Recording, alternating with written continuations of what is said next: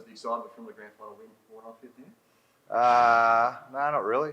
I don't think you ever lose the excitement or that feeling, the euphoria afterwards. But yeah, it's good time to reflect and look back and start planning for 2021. Is well and truly begun.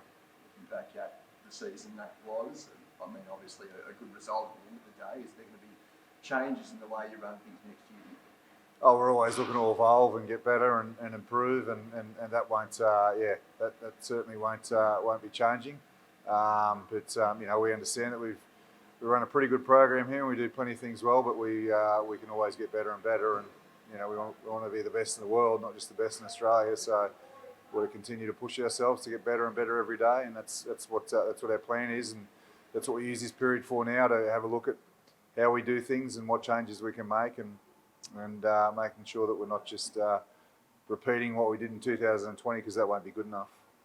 Big broad sweeping changes, or small ways in the way that you operate and you train? Is there anything you can point to specifically that you want to do differently? No, it's just subtle changes. So no, there'll be no broad sweeping changes. It's subtlety around how we do things, and at the moment we're just using this period to have a look at that and where we can make change, but nothing's set in stone yet.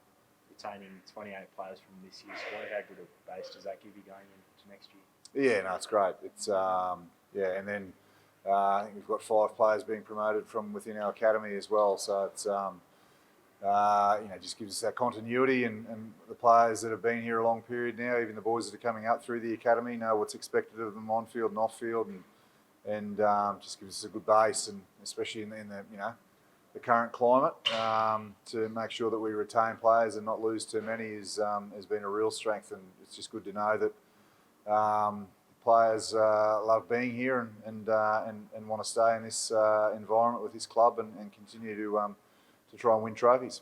Nice to be able to bring guys through that academy and into the top squad. Yeah, it was a big part of what we spoke about back in the end of 2017 when I got the job, is that we wanted to make sure we got a genuine pathway to for boys to play Super Rugby for the Brumbies, and that's genuine now. I thought we recruited really well in that space last year. Got a number of guys from the Australian under-18s team that beat New Zealand, and they're entrenched in our program now, and they get an opportunity to step up next year. Other than lifting the trophy, what was the proudest moment of last season? I just think how we adapted time after time. We faced many challenges in 2020, and we weren't alone there. I think the whole country and the world did and continue to do so. But at no stage did I have any complaints from our players or our staff. We just got on with it. Back to the bushfires and having to go to Newcastle, and we had the mumps virus before the pandemic hit. And there's always challenges within any season, but 2020 has been a special one. And we just got on with it, and we were certainly challenged there. The Super Rugby AU didn't go all our way, and our own way, sorry, and teams were looking to knock us off our perch, and we managed to put in a really good performance on the night that mattered.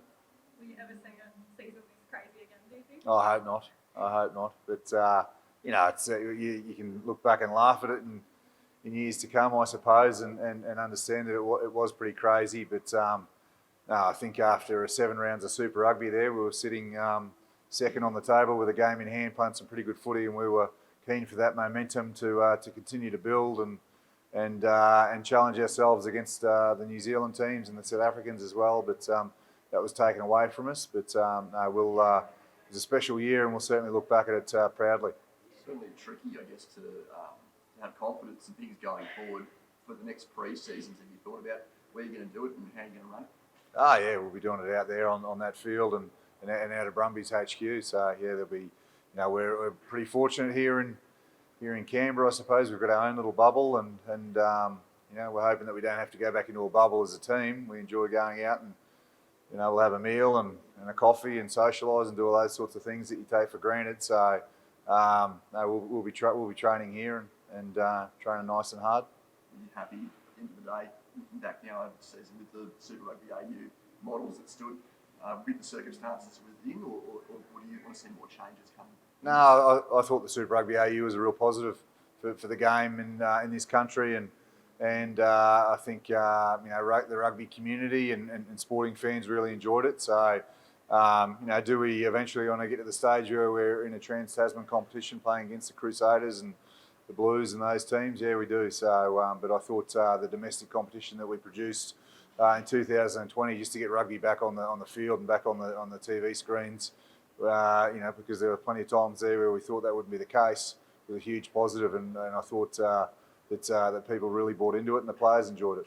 And a conference system, do you think that's the best way to go forward if you do go into that Trans-Tasman competition, playing Australian teams at first and then perhaps moving on to play? Yeah, I mean, those decisions will be made by other people. I like the round robin concept. Whether that's the case in 2021, I'm not sure. But beyond that, I think a round robin's certainly the best way. It's the fairest competition, and the best teams are there at the back end of the year. In terms of, I guess, the boys that have got rep honours at the moment, how have you kind of found their first few games under their new coach? I thought the first test was, they were brave. Probably an opportunity lost there. I think that we were certainly good enough to win that one, and there was opportunities to win it, as did the New Zealanders. They had their own chances, but I think overall it's 2 games in. I think it's given Dave a good opportunity to have a look at all of the players and get a feel for them as footballers and as well as men, and he'll be making his way through that squad and working out what he feels is his best group to win a Bledisloe, and now it's going to be a Tri-Nations series. But I think there's encouraging signs. There's a lot of good young talent coming through rugby in this country, and I think there's good times ahead. Whether we win a Bledisloe Cup this year or not, I'm not sure, but I certainly think over the next couple of years that the tide's turning. A bit of talk about what he's going to do at 12. Will Eri handle that if he gets a go there? Yeah, well and truly. I think he's had a really good season for us. Probably had a good 18 months, to be honest. He's grown and matured around his preparation and what's required as a professional footballer at this level now. He's in the best shape he's in. I've spoken about that a number of times, and I think that he's ready to step up and handle that. They need that second playmaker and that second voice, and he certainly gives you that communication, that eyes, and that vision that you need to take advantages of opportunities on the outside. So Ire won't let them down. The grand final win, and then I guess pretty good performance of the Wallabies in the Bledisloe so far, despite those losses and the draw. You think at least that's creating a bit of excitement around rugby and going forward, because there's been a lot of questions about the future of rugby over the last few years. Positive signs perhaps for you. Yeah, I think there's plenty of positives. And I think even just after the draw, from what I'm told, there was plenty of people watching the game viewership-wise, and then you could sense last week in the lead up to the Auckland game that there was a real positive mindset around the Wallabies again, and so it turns very quickly.